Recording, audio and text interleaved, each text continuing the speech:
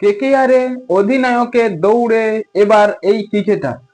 হ্যাঁ বন্ধুরা, IPL 2025-এ KKR নতুন চমক দিতে চলেছে অধিনায়ককে নিয়ে। গতবারের defending champion Kolkata night Riders তারা সেই শ্রেয়াস আইয়ারকে অধিনায়কের পদ থেকে সরিয়ে দিয়েছে। এবার কলকাতায় কে হবে নতুন অধিনায়ক তা নিয়ে রয়েছে জোর জল্পনা, এবং সেই বিষয়ে আমরা আজকের আলোচনা করব কে হবে নতুন অধিনায়ক। তার আগে কেকেআর এর ফ্যান হলে ভিডিওটিকে করো লাইক এবং ভিডিওর কমেন্ট বক্সে লিখে জানিয়ে দাও আমি কেকেআর।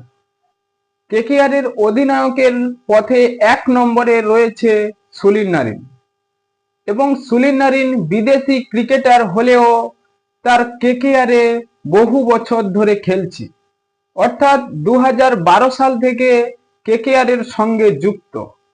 এবং সুনীল নারিনের যে অভিজ্ঞতা খুবই ভালো, তিনি স্পিন অ্যাটাকে ভালো বল করে থাকেন এবং ওপেনিং হিসেবে তো ব্যাট করে থাকেন।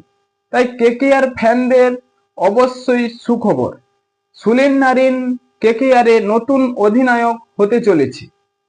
এবং তার মধ্যে 2 নম্বরে রয়েছে আন্দ্রে রাসেল।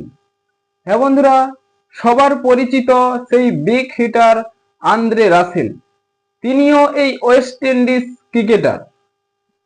হ্যাঁ বন্ধুরা, কেকেআর এর এই আন্দ্রে রাসেল টিম ম্যানেজমেন্ট চাইছে তার যে শক্তিশালী ব্যাটিং ও বোলিং, তাই এবার কেকেআর এর অধিনায়কও সেই শক্তিশালী প্রদর্শন করতে চায়।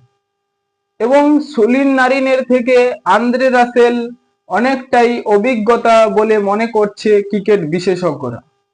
এবং কেকেআর ম্যানেজমেন্ট তাদের ভাবনা এবং চিন্তা ভাবনা ফ্যানদের ওপর অনেকটাই বিশ্বাস যে সুনীল নারিন না আন্দ্রে রাসেল কে হবে কেকেআর এর এবার অধিনায়ক। এবং আইপিএল 2025-এর আগে কেকেআর হয়তো বড় চমক দিতে চলেছে।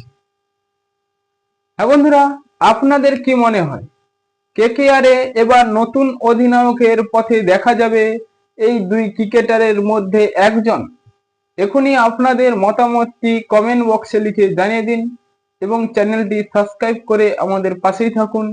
ভিডিওটি শেষ পর্যন্ত দেখার জন্য আপনাকে অসংখ্য ধন্যবাদ।